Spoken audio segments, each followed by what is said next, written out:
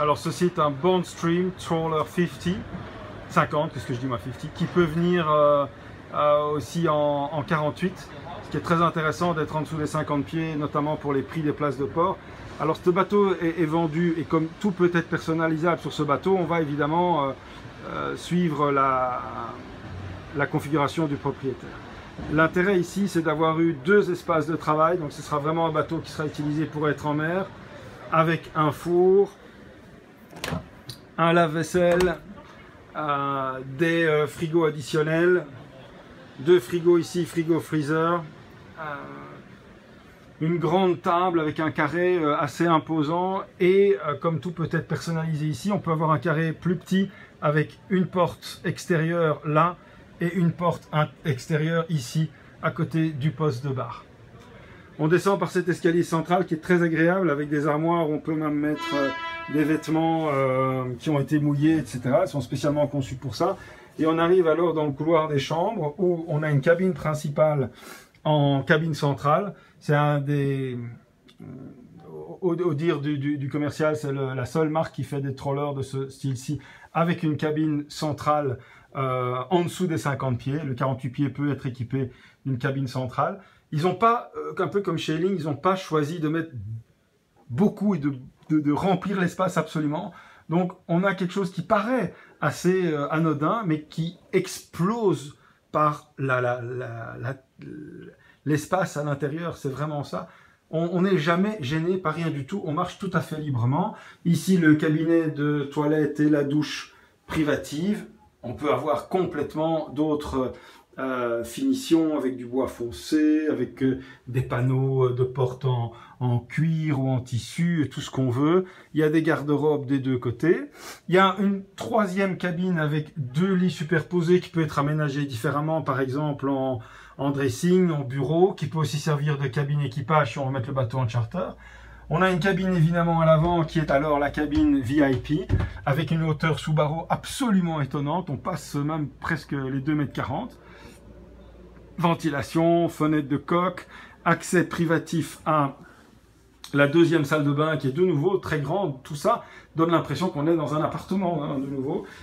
On peut sortir ou entrer de cette salle de bain aussi par le couloir principal et on retombe alors sur la cage d'escalier ici qui va être à tribord. La cage d'escalier avec une très bonne main courante. Dans la cage d'escalier se trouvent aussi des commandes de chauffage. On voit chauffage, air conditionné. Ces commandes de chauffage peuvent être activées de là pour ne pas devoir être activées par exemple la nuit loin dans le bateau et de ne pas devoir trop bouger si le chauffage en ronronnant vous empêche de dormir. Ici, de par le cockpit, on a évidemment un portillon latéral, cette protection typique des trawlers avec une belle couverture de toit. Ce dont il faut se rendre compte dans ce bateau-ci, c'est que c'est un bateau en acier.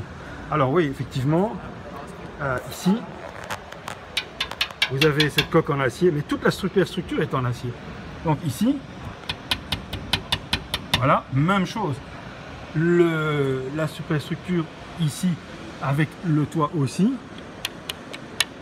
on l'entend pas bien quand je fais ça, mais c'est en acier. Tout est absolument en acier.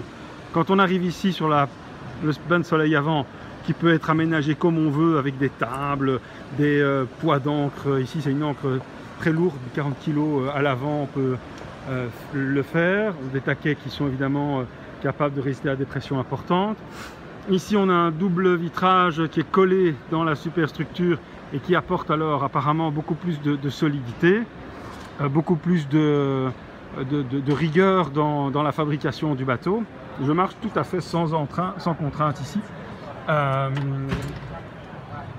gaffe qui est placée là, ça c'est pas mal. Alors ici c'est chouette aussi parce qu'on a une canopée un peu comme chez Marex, on la voit là, et elle sort alors par ici.